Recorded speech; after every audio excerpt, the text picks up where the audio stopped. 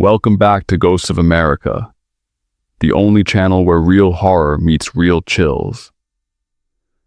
Tonight's story comes from the dark corridors of Kolkata's St. Mary's Sacred Heart Convent, a place meant for peace, prayer, and purity.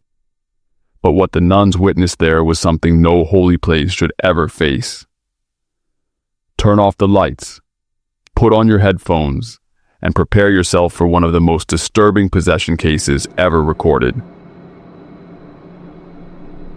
St. Mary's Sacred Heart Church in Kolkata wasn't just a church. It was also a training center where young women lived for years to become nuns.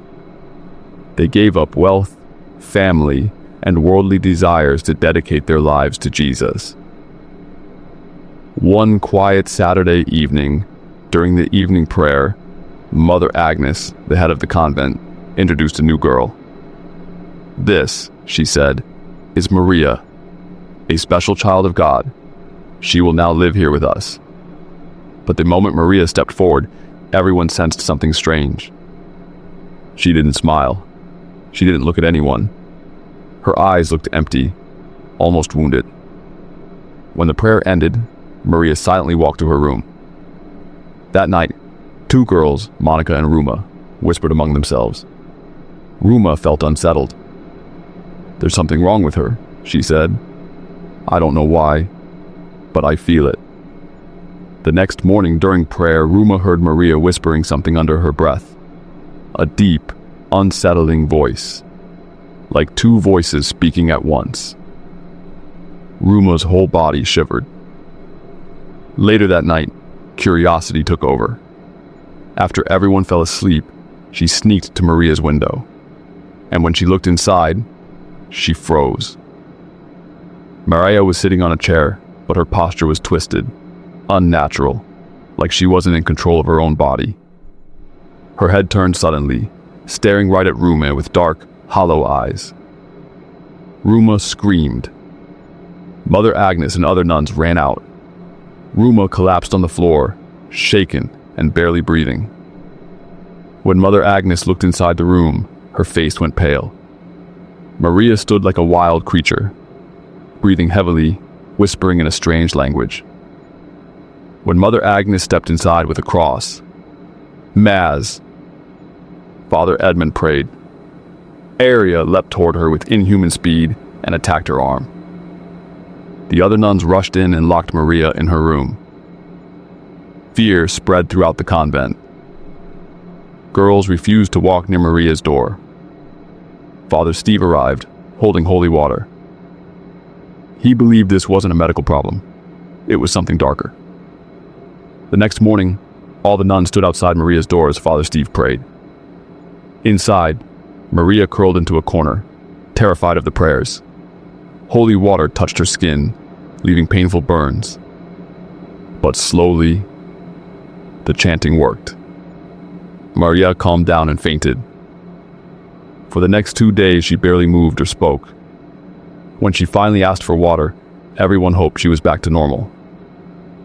But during dinner, she ate with unnatural hunger. Fast, messy, almost animal-like. And then, her voice changed again. Multiple languages spilled from her mouth. Languages she never learned. Something inside her was still alive.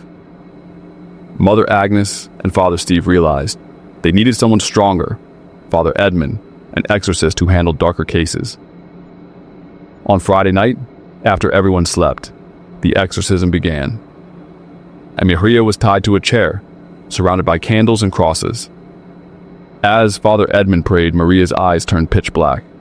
Her voice shifted between a child, a woman, and a deep male voice. Suddenly, all candles went out at once. The ground under Maria began to tremble. She screamed so loudly the walls echoed.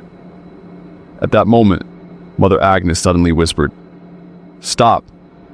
I'll tell the truth." Her eyes had turned dark too, as if the confession was being forced out of her. She revealed the horrifying truth. A year earlier, Maria wasn't meant to be a nun. She was in love with a young priest, Father Neil. They shared a forbidden relationship, and Maria became pregnant. Father Neil panicked. Their reputation, their life, everything was at risk. He forced Maria into an early delivery with the help of a nurse.